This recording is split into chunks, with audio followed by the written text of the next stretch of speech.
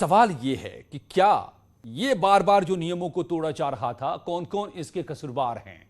Captain SK Dwivedi पूर्व IAS officer मेरे साथ जुड़े हुए हैं, शशांक वाजपेयी वकील सुप्रीम कोर्ट के मेरे साथ जुड़े हैं, राजेश राणा अध्यक्ष हैं आरडब्ल्यूए एमरल्ड सोसाइटी की जिसने ये पूरी जंग लड़ी है। मैं तो शुरुआत राजेश राणा जी आपसे करना चाहता हूं। आप लोगों ने ये जंग लड़ी, आरडब्ल्यूए एमरल्ड सोसाइटी ने जंग लड़ी है और उसमें जीत भी मिली है। अब जो बातें न्यूज 18 खुलासा कर रहा है, कैसे नियमों को बार बार बदला गया, कैसे मंजिलों की संख्या बढ़ाता चला गया बिल्डर और आखिर में 40 तक पहुंचा, और इसमें भागीदारी किस किस की थी?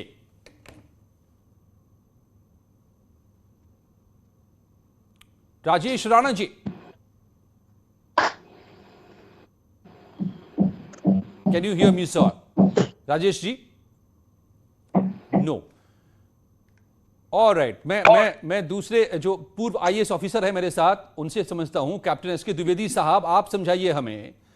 3 सीओ बदले, तीनों के समय में यह सब कुछ चलता रहा, दर्जनों आला अधिकारी जिन्होंने साइन किए और नक्शा को बदलते चले गए, एक अवैध इमारत के नक्शे को, यह कैसे मुमकिन है? बिल्डर से ज्यादा कसूरवार ये लोग नहीं है क्या? नहीं, ये तो जिम्मेदारी तय होगी, जैसा कि शासन ने भी कहा है और माननीय सर्वोच्च न्यायालय ने भी अपने ऑब्जर्वेशंस में कहा है। इसको ये देखना पड़ेगा कि जिम्मेदारी किसकी है और किस लेवल पे है।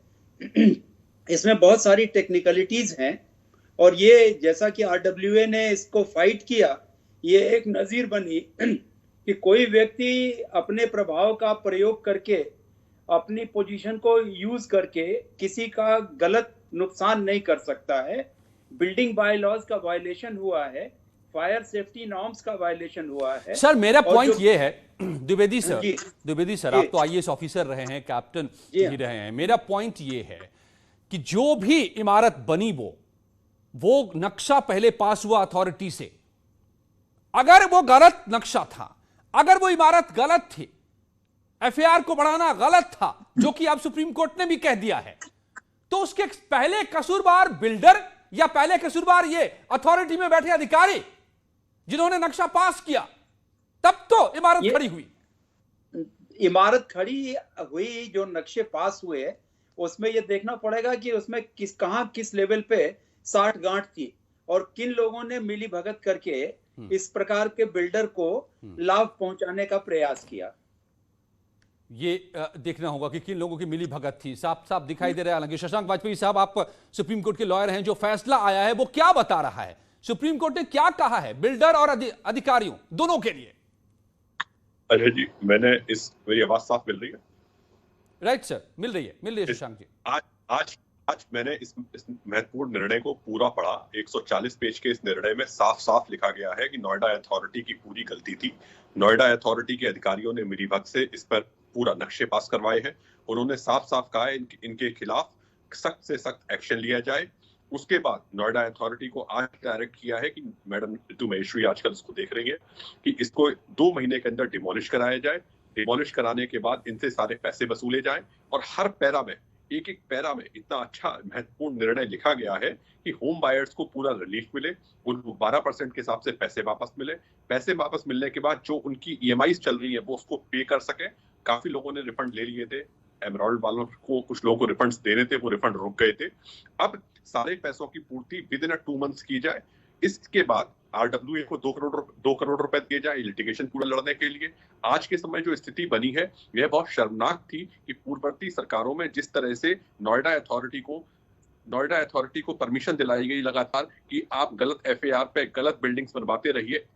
एक आम जनता, एक बिल्डर्स की मिली भगत से जो नुकसान हुआ है होम बायर्स का, उस नुकसान को भरने के लिए यह देश का सबसे प्रतिष्ठित निर्णय है, जो कि इलाहाबाद हाई कोर्ट ने भी इसको कंफर्म किया था, सुप्रीम कोर्ट ने भी इसको कंफर्म किया और देश के अंदर इस बात का साफ मैसेज दिया कि बिल्डर और अथॉरिटीज अगर गड़बड़ करते हैं तो उनके संग कोई भी रियायत किसी भी रूप में न बरती जाए। ठीक है, लेकिन आज जो बड़ा सवाल है जो हम आज खुलासा कर रहे हैं वो ये है कि बार बार नियमों को बदला गया। एक बार में कभी हो सकता है कि नियमों को समझने और उसमें गलती की गुंजाइश हो सकती है, लेकिन 3 बार नक्शा पास हुआ, अथॉरिटी ने नक्शा पास किया। राजेश राणा जी, आरडब्ल्यू के आप अध्यक्ष हैं इस सोसाइटी के, जिसने मुकदमा लड़ा है, आपको क्या लगता है कसूरवार कौन कौन है? देखिए साहब, आप बार बार इस बात को दोहरा भी रहे हैं कि मिली भगत है, मिली भगत है। तो जाहिर सी बात है कि कोई भी ताली एक हाथ से तो नहीं बजी होगी। तो जरूर कहीं ना कहीं कुछ इस तरह का सिचुएशन बनाई गई होगी, या कैसे पास हुआ है तो हम लोगों के भी बियॉन्ड कंप्रेंशन है, समझ ही नहीं पा रहे थे। हम लोगों को तो दरअसल कुछ पता भी नहीं लग रहा था, ना नक्शा मिल रहा था, ना कुछ हो रहा था।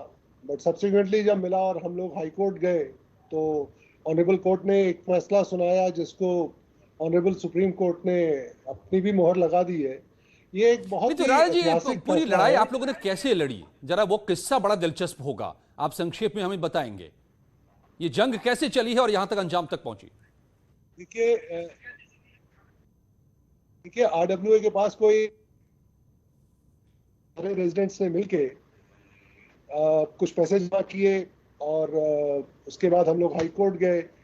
2010 तक तो हम लोगों को समझ में नहीं आ रहा था कि क्या। You not connected properly Rana ji, और आपकी आवाज ठीक से आ नहीं पा रही है, नेटवर्क स्ट्रेंथ कम है शायद आपको। I will come back to captain SK Dwivedi. Dwivedi साहब, ये एक नजीर बन गया मामला और इसलिए इसको समझना पड़ेगा कि ऐसे ऐसे ऐसे गठजोड़ कौन कौन से होते हैं, किन किन के होते हैं, कैसे बनते हैं? ये नेक्सस अलग अलग सिचुएशंस में अलग अलग तरीके से होते हैं, अलग अलग इसका इंटरप्रिटेशन होता है। देखिए, नक्शा तो एक ही बार पास हुआ, जैसा आप कह रहे हैं कि 3 बार नक्शा पास हुआ, उसमें अमेंडमेंट्स हुए। नक्शा ओरिजिनली एक बार 3 अमेंडमेंट्स, जी हाँ, वो अमेंडमेंट्स किए गए। अमेंडमेंट्स का प्रोविजन है बिल्डिंग बाय लॉज में। इसमें जो आरडब्ल्यूए का स्टैंड है वो बड़ा सही स्टैंड है कि इसमें जो नक्शे पास कराए गए उसके पहले आरडब्ल्यूए से, जब से वो एग्जिस्टेंस में आया है, उनको नो ऑब्जेक्शन लेना चाहिए था और ये बताना चाहिए था कि इसमें रेजिडेंट्स के जो बेसिक सुविधाएं हैं, जो मूलभूत सुविधाएं हैं, उसमें किसी प्रकार का कोई कर्टेलमेंट नहीं होगा। बेसिक जो इशू है वो ये है कि एफएआर चेंज हुए। अथॉरिटी में जो फ्लोर एरिया रेशियो होता है, कोई भी जो बड़ा ग्रुप हाउसिंग बनाया जाता है, जैसे इसमें सेक्टर 93A में 70,000 स्क्वायर मीटर भूमि करीब। कितनी जगह आपको खुली रखनी है, कितनी जगह में इमारत बनानी है? एक आम आदमी की भाषा में एफएआर का जो मतलब है जी, उसमें बदलाव किया गया। खुली जगह में आपने इमारत खड़ी कर दी, धूप रोक दी, रोशनी रोक दी, हवा को रोक दिया, यही सारा मामला है ना। आरडब्ल्यूए का स्टैंड भी यही था कि जो ग्रीन हमको दिखाया गया था ब्रोशर में, उस ग्रीन को मॉडिफाई करके वहां पे बिल्डिंग खड़ी कर दी गई, जिससे हवा, पानी और बाकी चीजों की दिक्कत हो रही है रेजिडेंट्स को। एब्सोल्युटली। और इसी के तहत यह फैसला आया है आखिरकार कि इसको गिराइए, क्योंकि गलत तरीके से खड़ी की गई इमारत। और हमारी पड़ताल बताती है कि इसमें मिली भगत है, बार बार अमेंडमेंट, बार बार बदलाव और बार बार मंजिल की संख्या बढ़ती चली गई। तो कसूरवार कौन कौन है? एक छोटे से ब्रेक के बाद लौटते हैं, पूछेंगे अपने मेहमानों से।